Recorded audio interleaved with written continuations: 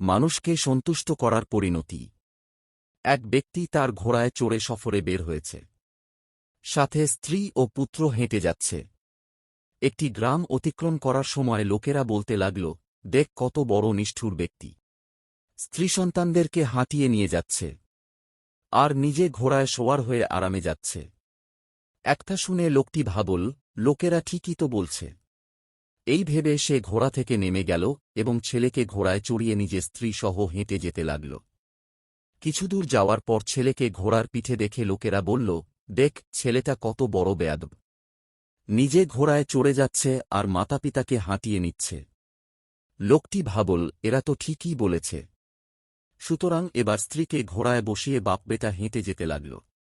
অতঃপর আরেকটি গ্রাম অতিক্রমকালে লোকেরা বলতে লাগল, একেই বলে স্ত্রী শাসিত স্বামী।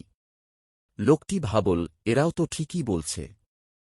এই ভেবে সে স্ত্রীপুত্র সবাইকে নিয়ে পুনরায় ঘোড়ায় চেপে বসল।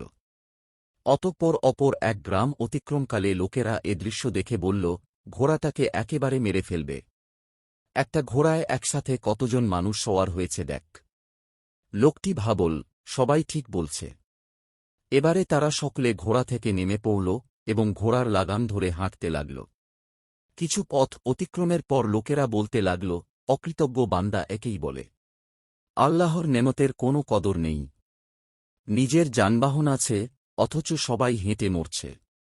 পালাক্রমে একজন করে চড়লেও তো পারে। সওয়ার হওয়ার যদি ইচ্ছা না থাকত তবে ঘোড়াটি সাথে নিয়ে আসার কি দরকার ছিল? ঘরে বেঁধে রেখে আসলেই তো ভালো ছিল। লোকটি দেখল, ঘোড়ায় চড়ার কোনো পদ্ধতি আর বাকি নেই। সুতরাং এখন ঘোড়ায় না চড়ে এবং ঘোড়াকে শুধু হাঁটিয়ে না নিয়ে অন্য কোনো পদ্ধতি আছে কিনা তাই করতে হবে। লোকটি একটি বুদ্ধি আঁটল।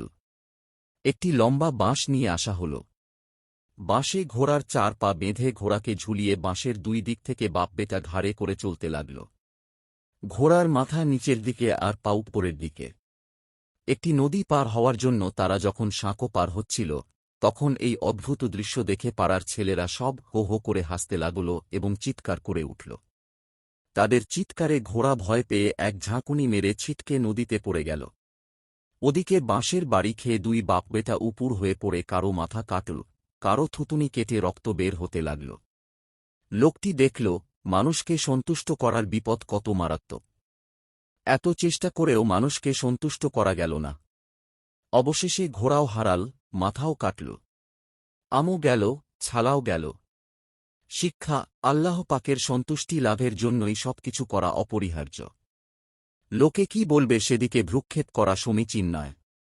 কেননা একসাথে সবাইকে সন্তুষ্ট করা সম্ভব নয়।